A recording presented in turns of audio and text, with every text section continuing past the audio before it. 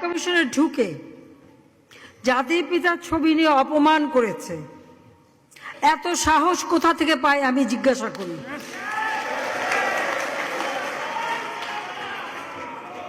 আমি জানি না আমাদের হাই কমিশনার এখন কারা বসেছিল এবং তারা সেখানে কিছুই করতে পারলো না কেন, সেটাও বড় প্রশ্ন। আর আমি আমার প্রবাসী যারা বাঙালি, না আমার প্রবাসী বাঙালিদেরও আমি বলবো যে যারা এই ঘটনাগুলি ঘটিয়েছে তারা চলাফেরা করে না, তাদের দেখেন না। যে হাত দিয়ে জাতির পিতার ওই ছবি নিয়ে তারা ভেঙেছে, তাদের যা উপযুক্ত করা উচিত সেটা করতে হবে।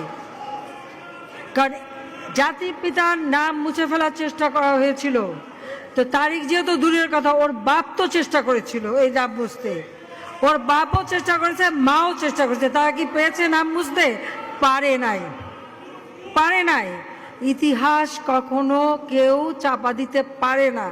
আর জাতির পিতা তার 7 মার্চে ভাষণে বলে গেছে যে বাঙালিকে কেউ দাবায় রাখতে পারবে না, পারে নাই দাবায় রাখতে। তা আজকে এত বড় দুঃসাহস হয়ে যায়।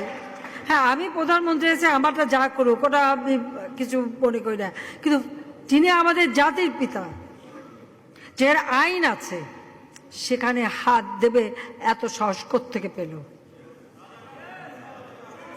তারিখ যে ভুলে